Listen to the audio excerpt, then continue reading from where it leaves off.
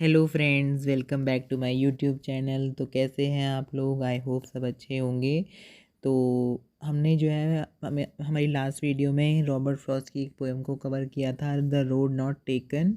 ठीक है, तो आई होप आपने वो वीडियो देख ली होगी। अगर आपने नहीं देखी है तो आप उस वीडियो को देखिए और आपको समझ आ जाएगी वो पोएम। और हमने रॉबर्ट फ्रॉस्ट के बारे में पहले ही मेरी पिछली वीडियोस में डिस्कस कर लिया था कि हमने जो है रॉबर्ट फ्रॉस्ट कौन थे, वो कैसे पोएट थे और कैसे उनके लिटरेरी करियर था। ठीक है, तो आप अगर आपने वो वीडियो नहीं देखी तो आप उसको देखिए सबसे पहले, फिर उसके बाद द रोड नॉट टेकन उनकी जो दूसरी पोएम है, मतलब पहली पोएम है, उसको देखिए। और फिर आज की जो हमारी पोएम है ना, आज हम पढ़ेंगे stopping by woods on a snowy evening. ये जो पोएम है ना दोस्तों, ये जो है काफ़ी सारे स्कूल्स में जो है बच्चों को पढ़ाई जाती है। 9th-10th में आईसीएसई बोर्ड से अगर आपने पढ़ा है तो आपने पढ़ी होगी ये पोएम। तो जिन्होंने पढ़ रखी है उनके तो दिमाग में ये क्लियर हो रखी होगी और क्लियर हो जाएगी इस वीडियो के बाद।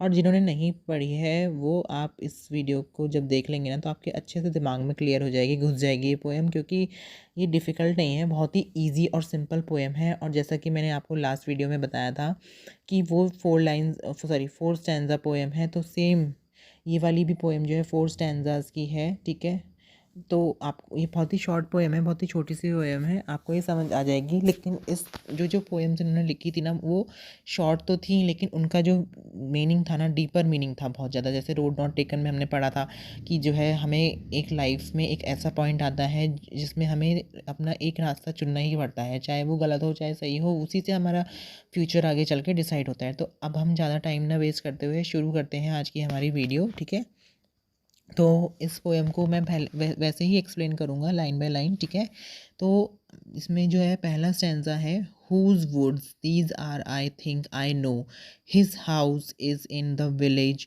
दो, he will not see me stopping here to watch his woods fill up with snow. तो ये जो है ये इसका पहला स्टैंजा है। अब हम इसको एक्सप्लेन करते हैं।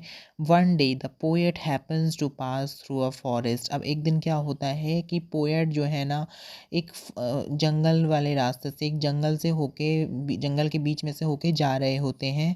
ठीक है, the poet tries to remember the name of the owner of this woods. अब क्या होता है कि वहाँ पे जो कटी हुई लकड़ियाँ रखी हुई होती हैं ना, क्योंकि फॉरेस्ट है तो ऑब्वियस सी बात है ट्रीज़ होंगे। अब वहाँ पे जो ट्रीज़ सूख जाते हैं, जो मतलब दिक्कत करने लगते हैं, गिर जाते हैं, तो उन्हें जो है फिर काट के वो लोग जो है, जो वहाँ पे कारपेंटर्स या फिर जो ट्री कटर होते हैं, वो लोग काट के उसे साइड में रख देते हैं। तो अब क्या है, पोएट क्या करते हैं, तो पोएट जो है ना, पोएट को कहीं ना कहीं उनके दिमाग में है कि हाँ भाई, इस नाम के आदमी ने इस पेड़ को काटा होगा, लेकिन उन्हें याद नहीं आ रहा कि वो जो है कौन आदमी है कि जिसने इन पेड़ों को काट के यहाँ पे रख दिया। ठीक है, he remembers that the owner of these woods lives in the village। अब उसे क्या होता है, उसे याद आता है कि हाँ, ये जो ओनर है ना इस लकड़ी का, इस लकड़ियों का, ये जो लॉग्स ऑफ लकड़ी वुड्स जो है, इनका जो ओनर है ना वो कहाँ रहता है, ये जो पास ही में एक गांव है ना उसमें रहता है। So he will not be able to see the poet who has stopped to watch his woods which are covered with snow. तो अब जो है, अब क्या है कि जो वहाँ पे जो ओनर गांव में रह रहा है ना इस इन वुड्स का, वो जो है पोएट को नहीं देख पाएगा, ये देखते हुए कि वो जो पोएट है ना उनकी कटी हुई लकड़ियों को एक जगह पे खड़े होकर, एक जगह पे रुक के जो है देख रहा है। और जो लकड़ियाँ हैं ना वो किससे ढक गई हैं, स्नो से ढक गई हैं, मतलब बर्फ़ से ढक गई हैं। Therefore free from any apprehension of detection the poet stops to watch and enjoy the please pleasant natural phenomenon. मतलब कि जो है अब वहाँ पे पोएट वहाँ पे फ्रीली खड़ा है, फ्रीडम से खड़ा है, कि मतलब उसे कोई रोकने टोकने वाला नहीं है। और पोएट वहाँ पे क्या खड़े होकर देख रहा है और जो है एंजॉय कर रहा है, जो प्लेजेंट मतलब कि बहुत ही अच्छा नेचुरल ब्यूटी है ना, उसको एंजॉय कर रहा है। ठीक है, तो हमारा यहाँ पे पहला स्टैंजा एंड होता है। अब हम आते हैं सेकंड स्टैंजा पे। My little horse must think it queer to stop without a farm house near between the woods and frozen lake the darkest evening of the year. यहाँ पे इस सेकेंड स्टैंजा का मतलब है, यहाँ पे पोएट कहते हैं, the poet says that his little horse might think it strange to stop in the middle of forest by the side of a lake without any human habitation in sight। अब वो कहते हैं कि जो मेरा जो हॉर्स है ना, आई थिंक वो जो है ना उसे अजीब सा लग रहा है, वो डर रहा है कि क्यों जो है पोएट यहाँ पे बीच में जंगलों के बीच में रुक के जो है, और उसके साइड में एक लेक है और कोई भी वहाँ पे जो है ना आदमी नहीं घूम रहा, वहाँ पे कोई भी ह्यूमन हैबिटेशन तो है ही नहीं, तो यहाँ पे क्यों रुक गया है पोएट, यहाँ पे क्या देख रहा है वो यहाँ खड़े होके।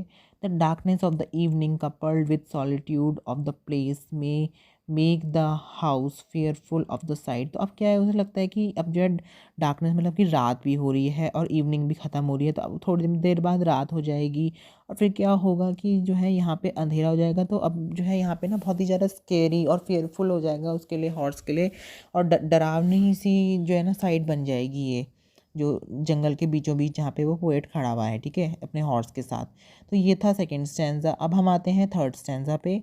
ही gives his harness bells a shake to ask if there is some mistake. The only other sounds the sweep of easy wind and downy flake.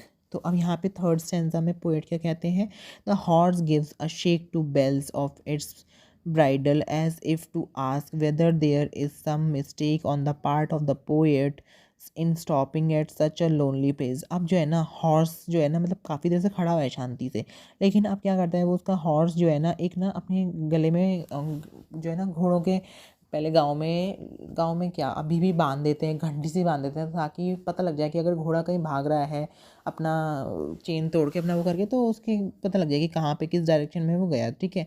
तो वो जो है एक तरह से ना वो मतलब कि पोएट को अपने जो बेल्स को हिला के आवाज़ करके ये बता मतलब रियलाइज़ करा रहा है कि क्या तुमसे कोई गलती हो गई है, यहाँ पे तुम रुक गए हो, इतना जो है शांत बड़ा माहौल है, बहुत ही काफ़ी यहाँ पे कोई चल नहीं रहा है, बिल्कुल शांति पड़ी है, हम लोग अकेले हैं यहाँ पे।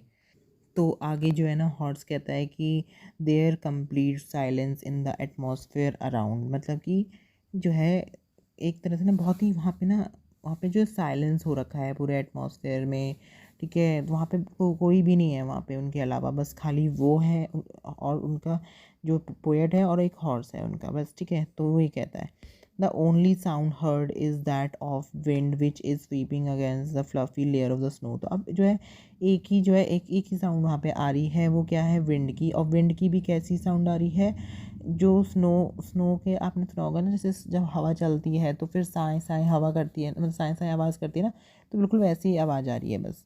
तो ये जो है हमारे यहाँ पे थर्ड स्टैंजा ख़त्म होता है। तो अब हम आते हैं फोर्थ स्टैंजा पे।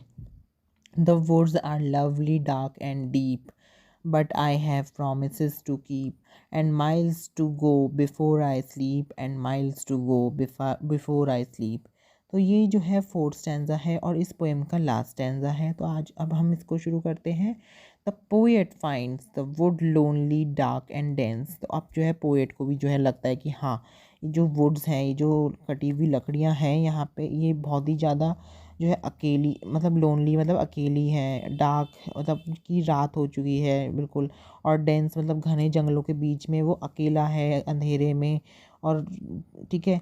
ही wants to say he wants to stay to enjoy the peace and serenity of the scenes around. अब जो है यहाँ पे वो रहना चाहता है और एन्जॉय करना चाहता है शांति को और जो है खूबसूरती को, ठीक है, सीनरी को, ठीक है, लेकिन but he says that he will have to move to keep his promises and commitments to other people. पर उसको जो है ना यहाँ से किसी ना किसी तरीके से यहाँ से जाना पड़ता है, क्योंकि उसने जो है ना प्रॉमिस किया होता है और कुछ कमिटमेंट कुछ जो है ना उनको जो है शर्तें और कुछ जो है उसकी वजह से जो उसने और लोगों को प्रॉमिस किया हुआ होता है उसकी वजह से यहाँ से जाना पड़ता है। He says that he has to cover a long journey before coming to halt to take rest और स्लीप। अब वो कहता है कि जो है मेरे को जो है ना बहुत ही लंबी जर्नी कवर करनी है, ये नहीं कि मैं जो है अगर यहाँ पे रुक गया और इसकी सीनरी और ब्यूटी को और पीस को एंजॉय करने लगा तो मैं अपनी जर्नी को कवर ही नहीं कर पाऊँगा। और जो है जब तक मैं उसको कवर नहीं कर लेता तब तक जो है जो है अपनी जर्नी को रोक नहीं सकता और जो है उस अपना आराम नहीं कर सकता, रेस्ट नहीं ले सकता और जो है नींद नहीं सो नहीं सकता, ठीक है। The word sleep has a deeper meaning. जो ये स्लीप जो वर्ड है ना, इसका डीपर मीनिंग है, मतलब कि स्लीप का मतलब होता है, स्लीप का आप लोग क्या मतलब समझेंगे, आप लोग समझेंगे कि भाई सो जाना, लेकिन यहाँ पे जो है स्लीप का मतलब है सो जाना नहीं, जो है, जो हम लोग सब आए हैं ना, गॉड ने हमको भेजा है इस अर्थ पे, वो इसलिए भेजा है, किसी ना किसी काम की वजह से आए हैं, कोई ना कोई हम अपना काम करने आए हैं। हम हमारा जब वो काम हो जाएगा तो हम उसके बाद दोबारा से जो है गॉड के पास चले जाएंगे, और तब हमें जो है एक तरह से ना, और हम कैसे चले जाएंगे, हम ऐसे तो जाएंगे नहीं, हमें जो है ना एक तरह से सुला दिया जाएगा, डीपर स्लीपिंग में, बहुत गहरी नींद में सुला दिया जाएगा, मतलब कि हम मर जाएंगे, हमारी डेथ हो जाएगी। तो यहाँ पे ये कह रहे स्लीप का मतलब ये है, तो इसलिए लिखा है the word sleep has a deeper meaning. ठीक है, the word signifies eternal sleep, that is rest, that is death. ठीक है, तो वही मैं कह रहा हूँ कि जो ये जो वर्ड है ना, ये है एटर्नल स्लीप, मतलब कि जो है, जो मर जाता है तो उसे तो एटर्नल, तो वो तो उसे तो स्लीप फिर मिलेगी ना, क्योंकि वो मर गया। The poet wants to convey that he has to fulfil many commitments before going in the lap of inevitable sleep. तो अब पोएट क्या कहता है यहाँ पे, कि जो है उसको ना बहुत सारे काम, बहुत सारे जो है ना ड्रीम्स फुलफ़िल करने हैं, और किस लिए करने हैं, इससे पहले कि उसकी डेथ हो जाए, इससे पहले कि वो कम्प्लीटली रेस्ट में, कम्प्लीटली डीप स्लीप में चला जाए और कम्प्लीटली मर जाए। ठीक है, इससे पहले उसे अपने जो है काम और गोल्स को फिनिश करना है। ठीक है, तो आज की ये वीडियो यहीं पे ख़त्म होती है। मैंने इस पोएम को बहुत अच्छे तरीके से एक्सप्लेन किया है। आप जो है इस पोएम को देखिएगा, इस एक्सप्लेनेशन को देखिएगा, आपको समझ आ जाएगी, क्योंकि बहुत ही इजी पोएम है, और बहुत सारे लोगों ने इसको अपने स्कूल्स में जो है पढ़ा ही होगा। जो 9th-10th में ये पढ़ाई जाती है आईसीएसई बोर्ड में, तो मुझे याद है। बाकी सीबीएसई बोर्ड में या जो है और भी बोर्ड्स जो हैं, उनमें भी किसी न किसी क्लास में ज़रूर पढ़ाई जाती होगी। छोटी क्लासेस से लेके 11th-12th तक आपने कभी ना कभी एक बार पढ़ी होगी। अगर नहीं पढ़ी है तो आपको जो है ये वीडियो देख के अच्छे से समझ आ जाएगी। बहुत ही ईजी पोएम है ये। ठीक है, तो चलिए ठीक है, अब मैं इस वीडियो को यहीं पे बंद करता हूँ। आई होप आपको ये वीडियो पसंद आई होगी। अगर आपको पसंद आई है तो प्लीज़ मेरे चैनल को लाइक करें, अपने दोस्तों के साथ शेयर करें, और मेरे चैनल को सब्सक्राइब कर दें, ताकि आपको आने वाले टाइम में इस तरह की और भी नई नई वीडियोज़ देखने के लिए मिलती रहें। तब तक के लिए बाय बाय, टेक केयर।